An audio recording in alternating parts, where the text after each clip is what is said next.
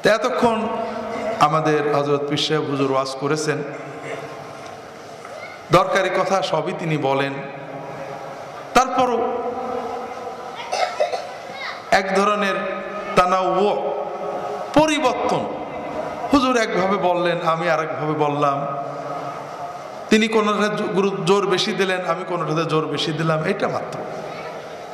তা আমি খুব সংক্ষেপে কোরআন কারীমের একটা আয়াত আপনাদের সামনে প্রয়োজনীয় কিছু বিষয়ে আলোচনা করব, আয়াতের বিলকে চেষ্টা করব ইনশাআল্লাহ। আল্লাহ তাআলা তৌফিক দান করুন, আমিন। আল্লাহ তাআলা কোরআন কারীমে বারবার করে আমাদেরকে জান্নাতের পথগুলো বাতলে দিয়েছেন। দুর্ভাগ্য, আমাদেরও দুর্ভাগ্য, আপনাদের সহ। সেটা কি? যে আপনারা ফুরফুরা দরবারে যারা এসেছেন, বিশেষ করে আজকে পুরনো মহব্বত করেন। আমার মরহুম পীর সাহেব, আমি নিজে কানে বারবার শুনছি, তিনি বলেছেন, বাবারা কোরআন পড়ো, কোরআন ধরো, কোরআনের মুরিদ হও, কোরআন পড়ো, বুঝে পড়ো, কোরআনের তর্জমা পড়ো, কোরআনের মুরিদ হও। আমাদের বর্তমান পীর সাহেবও বারবার বলছেন। তারপরও আমার মনে হয় যে আপনারা যারা ফুরফুরার পুরনো ভক্ত, তারাও এখনো কোরআন পুরো পড়েননি, পড়লেও তর্জমা পড়েননি।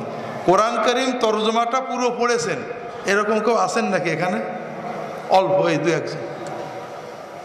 দুর্ভাগ্য। তো কোরআন কারীম পুরো পড়েই তো জান্নাতে যেতে হবে। জান্নাতটা কার? জান্নাতটা কার ভাই? আল্লাহর। আল্লাহ আপাতত ওটা ফুরফুরার পীর সাহেবের কাছে লিস্ট দিয়েছেন, ঠিক না? হ্যাঁ, লিস্ট দেননি? আল্লাহর জান্নাতে যাবেন, আল্লাহ বলে দিলেন, বান্দা তোমার কাছে এই কিতাবটা পাঠালাম, জান্নাতের সব চাবি সব এর ভিতরে আছে। আপনি পড়লেন না, পড়লেও বুঝলেন না। আরো দুর্ভাগ্য, আরো দুর্ভাগ্য, আরো দুর্ভাগ্য যে উলামায়ে কেরাম কোরআন বুঝে পড়তে উৎসাহ দিতে চান না। সবার মনে ভয়, কোরআনের তর্জমা পড়ে আবার গোমরা হয়ে যায় কিনা। কোরআনের তর্জমা পড়ে গোমরা হয়ে যাবে। আব্দুল্লাহ জাহাঙ্গীরের বইয়ের তর্জমা পড়লে গোমরা হয় না। আব্দুল্লাহ জাহাঙ্গীর, আব্দুল সালাম, আব্দুল করিম, আমাদের দেশে তর্জমা বই আছে না? আমরা তো ওইগুলোই পড়ি। বুখারীর তর্জমা পড়লে, নবীর হাদিসের তর্জমা পড়লে গোমরা হয়, আল্লাহর কালামের তর্জমা পড়লে গোমরা হয়। আর আব্দুল সালাম, আব্দুর রহিমের বইয়ের তর্জমা পড়লে নাকি গোমরা হয় না। যে বই লিখেছে একজন মানুষ, তার ভুল হতে পারে, যে তর্জমা করেছে একজন মানুষ, তার ভুল হতে পারে। সেই বই পড়ে আমরা হেদায়েত পাই। আর আল্লাহর কালাম লা ইয়াতিহিল বাতিলু মিন বাইনি ইয়াদাইহি ওয়ালা মিন খালফি, যে আল্লাহর কালামের আগে পিছে কোনো বাতিল আসতে পারে না, ঢুকতে পারে না, সেই কালামের তর্জমা করা হয়েছে। তর্জমা করতে গেলেও সতর্ক সজাগ হয়, কেউ ভুল ধরলে খবর হয়ে যাবে। তারপরেও তর্জমাই সেই আল্লাহর কালামের তর্জমা পড়লে নাকি গোমরা হয়ে যায়। হাজরিন, আমরা সবাই মনে করে আমরা হক্কানি, হক কথাটা বলবো। প্রবলেম হলো আপনার হক যে হক এটাও নিশ্চিত না। 2 নম্বর হলো আপনার হকটা এই 15 কোটি মানুষের ঘরে কিভাবে নিয়ে যাবেন? আল্লাহর কোরআন রয়েছে, রাসূলের হাদিস রয়েছে, তাদের পড়তে দেন। বাজার থেকে কিনে অন্তত কোরআনের আলোটা কলবে জ্বলুক, পড়ুক, হাদিস পড়ুক। পড়লে কি হবে? হয়তো কিছু প্রশ্ন তার মনে জাগবে, হয়তো কোনো ব্যাপারে সে কনফিউজড হয়ে যাবে। আলেমদের কাছে প্রশ্ন করবে, আলেমরা আছেন তো সমাধান দেওয়ার জন্য, আলেমরা সঠিক সমাধান দিয়ে দেবেন। কিন্তু আমাদের দুর্বলতা, আমরা প্রশ্ন পেয়েই রেগে যাই, অথবা সমাধান জানি না, উল্টোপাল্টো কথা বলি। সবচেয়ে বড় আল্লাহর কোরআনের, আল্লাহ নিজে কোরআনে বলেছেন, খুব খেয়াল করেন। এ কথাটা বলার উদ্দেশ্য ছিল না, প্রসঙ্গ আসলো তাই বললাম। আমরা বলি এটা বেদাত, সেটা বেদাত। কোরআন না বুঝে পড়ার রীতি করা সবচেয়ে বড় একটা বেদাত। বেদাত মানে কি? কুরআনে সালাসাতে ছিল না, নবীজির জামানায় সাহাবীদের জামানায় ছিল না। কোরআন বুঝে পড়া আল্লাহর হুকুম। কোরআন না বুঝে পড়লে সওয়াব হবে, হ্যাঁ হবে। আল্লাহর কালাম, আল্লাহর মহব্বতে পড়ছে, মুগ্ধ কেন হবে না? আপনি এসে আমার কাছে প্রশ্ন করলেন যে হুজুর আমার জামা নেই, টুপিও নেই, নামাজ পড়লে হবে না? হ্যাঁ বাবা হবে। নামাজ হবে না ভাই? হবে। আপনি এইটা শুনে যে বললেন আব্দুল্লাহ জাহাঙ্গীরের ফতোয়া, জামা ছাড়া টুপি ছাড়া নামাজ হবে, জীবনে আর জামাও পরবো না, টুপিও পরবো না, ঠিক আছে? এটা ঠিক আছে তো? বিষয়টা হলো একজন মানুষ, সাধারণ মুসলমান, কোরআন বোঝার ক্ষমতা নেই, আল্লাহর মহব্বতে সব তো কিছু হবেই, আল্লাহর কালাম তো। আল্লাহর মহব্বতে আল্লাহর কালামকে আল্লাহর কালাম যিনি নিজের মুখে তেলাওয়াত করছে, আল্লাহর তাজাক্কুর জিকিরের কিছু অবশ্যই কিছু সওয়াব হবে। কিন্তু আল্লাহ না বুঝে পড়ার জন্য তো কোরআন দেননি, আল্লাহ নিজে বলেছেন আল্লাযীনা আতাইনাহুমুল কিতাবা ইয়াতলুনাহু হাক্কা তিলাওয়াতিহি উলাইকা ইউমিনুনা বিহি ওয়াল্লাযীনা ওমা ইয়াকফুর বিহি ফাউলাইকা হুমুল ফাসিকুন। যাদেরকে আমি কিতাব দিয়েছি তারা এই কিতাব হক তেলাওয়াত করে। হক তেলাওয়াত অর্থ হাদিসে এসেছে বুঝে তেলাওয়াত করে, তারাই ঈমানদার। আর যারা এটাকে অস্বীকার করে তারাই পাপী, ক্ষতিগ্রস্ত। তাহলে বোঝা গেল বুঝে তেলাওয়াত করা কি? হক তেলাওয়াত। যারা মুমিন তারা কি বুঝে করে না বুঝে করে? আল্লাহ কোরআনে বলছে যে তারা বুঝে করে। তাহলে প্রথম বুঝলাম বুঝে তেলাওয়াত যদি হক তেলাওয়াত হয়, না বুঝে তেলাওয়াত কি?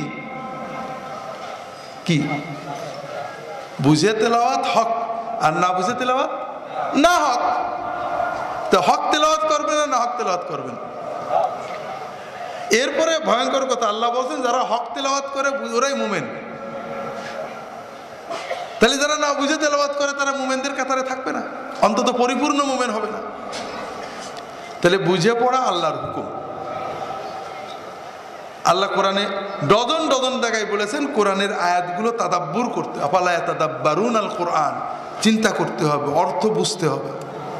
আল্লাহ রাসূল সাল্লাল্লাহু আলাইহি ওয়াসাল্লাম হুকুম, তিনি বলছেন লা তানসুরুহু নাসরাদ দাকল, কোরআন তাড়াহুড়ো করে পড়ো না, ফটফট করে ছেড়ে দিও না, তা কখন খতম হবে। আর আল্লাহ রাসূল সাল্লাল্লাহু আলাইহি ওয়াসাল্লাম সাহাবারা বলছেন খবরদার এরকম করে কোরআন পড়ো না। লা ইয়াকুন হাম্মু আহাদিকুম আখিরাস সূরা, কখন শেষ হবে সূরা এই চিন্তা করো না, কয় পৃষ্ঠা পড়ে শেষ করে এই চিন্তা করো না। কিফু ইনদা আজাইবিহি, কোরআনের অর্থের কাছে থামো, কি বলছেন আল্লাহ এগুলো চিন্তা করো, থেমে থেমে বুঝে বুঝে পড়ো, এক পৃষ্ঠা হোক পড়ো। 3 নম্বর, রাসূল সাল্লাল্লাহু আলাইহি ওয়াসাল্লামের সুন্নত কোরআন বুঝে পড়া। একজন আমাকে বলছে যে আল্লাহ তো বলেছেন ওয়ারাত্তিলিল কুরআনা তারতিলান, তারতিল করো। ওয়াফাসসিরিল কুরআনা তাফসীরান তো বলেননি, যে অর্থ পড়ো, অর্থ বোঝো। সুবহানাল্লাহ, মা আজহালাহু। অর্থ না বুঝে তারতিল হয়। রাসূল সাল্লাল্লাহু আলাইহি ওয়াসাল্লামকে আল্লাহ বলেছেন ওয়ারাত্তিলিল কুরআনা তারতিলা। রাসূল সাল্লাল্লাহু আলাইহি ওয়াসাল্লাম যে কোনো সময় কোরআন অর্থ না বুঝে পড়েছেন, তিনি তো এমনিই বসতেন, তারপরও একটা আয়াত বারবার পড়েছেন, বারবার পড়েছেন। যখন আযাবের আয়াত আসতে কাঁদছেন আর আল্লাহর কাছে পানা চেয়েছেন, যখন জান্নাতের আয়াত আসছে আল্লাহর কাছে চেয়েছেন আল্লাহ জান্নাত দাও, থেমে থেমে বুঝে বুঝে হৃদয় অনুভব করে পড়া, এটা তো হলো তারতিল, এটাই হলো সুন্নাত। সাহাবায়ে কেরাম আরব ছিলেন, আরবি বসতেন, তারপরও কানু লা ইয়াতাজাওয়াজুন 10 আয়াতিন হাত্তা ইয়াখুযু মা ফিহা মিনাল ইলমি ওয়াল আমাল। তারা 10টা আয়াত পড়ে 10টা আয়াতের ভিতরে কি এলেম আছে, কি আমল আছে না বুঝে আর 10টা আয়াত পড়তেন না।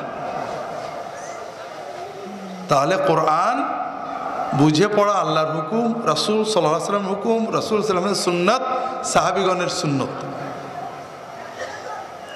এখন সুন্নতের খেলাফ কোনো কাজ করেছেন, না পেরে করেছেন, সমস্যা নেই, কিন্তু আপনি সুন্নতের খেলাফটা রীতি বানাই ফেললেন, তাহলে কি হবে? কি হবে ভাই? বেদাতে পরিণত হবে। তো যাই হোক, যেটা বলছিলাম এটা আমার আজকের কথা না, আরেকটা কথা আমরা অনেক সময় বলি, আলেমরা তালবে ইলমরা বলেন, কোরআন বুঝে মানুষ গোমরা হয়ে যায়। ভাইয়েরা, অনেকে বলেন কোরআন বোঝা কঠিন, এত রকমের এলেম না হলে কোরআন বোঝা যাবে না। লা হাওলা ওয়ালা কুওয়াতা ইল্লা বিল্লাহ। কোরআনের তাফসীর করতে অত এলেম লাগে, কোরআন বুঝতে কিচ্ছু লাগে না। আল্লাহ কোরআনে বলেছেন, ওয়ালাকাদ ইয়াসসারনাল কুরআনা লিযিকরি ফাহাল মিন মুদ্দাকির। কোরআন আমি বুঝা সহজ করেছি। বিশ্বাস করেন আল্লাহর এই কথাতে কত বড় সত্য কথা, সাদাকাল্লাহ। আরব দেশের লোকেরা কিন্তু আরবি ভাষা জানে না এখন। আরব দেশের লোকেদের লোকাল ল্যাঙ্গুয়েজ আছে, যেমন চট্টগ্রাম সিলেটের বাংলা ওই রকম। আরবি বলতেও পারে না, স্কুলে না পড়লে লিখতেও পারে না। বড় বড় আলেম আমাদের সামনে আরবি বলতে সাহস পায় না। যদি দুই বাক্য বলে একবার ভুল ধরে দিছি আর তুতলাক থাকবে, আর বলতে পারবে না। কারণ নাহু সরব ব্যাকরণ শিখে শুদ্ধ আরবি বলা কঠিন। কিছু জানে না আরবি, যখন কথা বলে আঞ্চলিক ভাষায়, মিশরি ভাষায়, সুদানি ভাষায়, সিরিয়ান ভাষায়, মরক্কোর ভাষায় বলে। কিন্তু ইমাম যখন কোরআন পড়ে, মাশাআল্লাহ, প্রায় 15 আনা কোরআন সব বুঝে ফেলে। এত সহজ কোরআন। একজন আরব আনপড় আমি মরক্কো, সুদানি, আলজেরিয়া, সৌদি, বাহরাইনি আরবি একটা বাক্য লিখতে পারে না, সহি শুদ্ধ বলতে পারে না, কিন্তু কোরআন যখন পড়ে তার হৃদয়ে আসর হয়, কাঁদতে শুরু করে। কোরআন এত সহজ করে। আর আমরা মনে করি যে 9 রকম বেলেম 17 রকম বিদ্যে না হলে কোরআনের তর্জমা নাকি পড়া যায় না। নাউযু বিল্লাহি মিন যালিক। আল্লাহ তাআলা কোরআন কারীম বলেছেন, ওয়াকালা রাসূল ইয়া রাব্বি ইন্না কওমি ইত্তাখাযু হাযাল কুরআনা মাহজুরা। নবী বলবেন, আল্লাহ আমার কওম কোরআনকে একেবারে পরিত্যাগ করেছে। তা আমরা কোরআনকে পরিত্যাগ করছি। ভাইরা, ওয়াজ মাহফিলে আসবেন, আলেমদের কাছে আসবেন, তবে আসল জিনিস কলবে ঢোকাতে হবে। এই জন্য আপনাদের অনুরোধ হলো, আপনারা এখানে আসছেন জান্নাতের পথ পাইতে, আর জান্নাতের মূল কথা সব কোরআনে আছে। আমার অনুরোধ, আগামী বছরে ফুরফুরা শরীফের কায়েম মাকাম দারুস সালাম মাহফিলে আসার আগে নিয়ত করেন যে আল্লাহ এই যে কোরআনের সাথে অবহেলা করেছি, বেয়াদবি করেছি, কিছুটা এগোবো। যারা তেলাওয়াত জানি না, অন্তত আগামী মাহফিলে তেলাওয়াত শিখে আসবো। যারা তর্জমা পড়িনি, আগামী মাহফিল আসা পর্যন্ত অন্তত তর্জমা একটা করে খতম করবো। এই রকম নিয়ত করেন, সবাই নিয়ত করেন, কোরআনের তালবেলে হয়ে যান। আল্লাহ নিজে, আল্লাহ রাসূল সাল্লাল্লাহু আলাইহি ওয়াসাল্লাম বলছেন, মান জাআলাহু আমামাহু কাদাহু ইলাল জান্নাহ। যদি কেউ কোরআনকে তার সামনে রাখে, কোরআনের মুরিদ হয়, কোরআনের তালবেলে হয়, কোরআন থেকে জান্নাত পর্যন্ত নিয়ে যাবে। পাশাপাশি আলেমদের সোহবত রাখবেন। কোরআন পড়ে ফকিহ হওয়া যায় না। যে আল্লাহ বলেছেন প্রতিটি মুমিন বুঝে কোরআন পড়বে, সেই আল্লাহই বলেছেন, ফালাউলা নাফারা মিন কুল্লি ফিরকাতিন মিনহুম তাইফাতুন লিয়াতাফাক্কাহু ফিদ্দীন।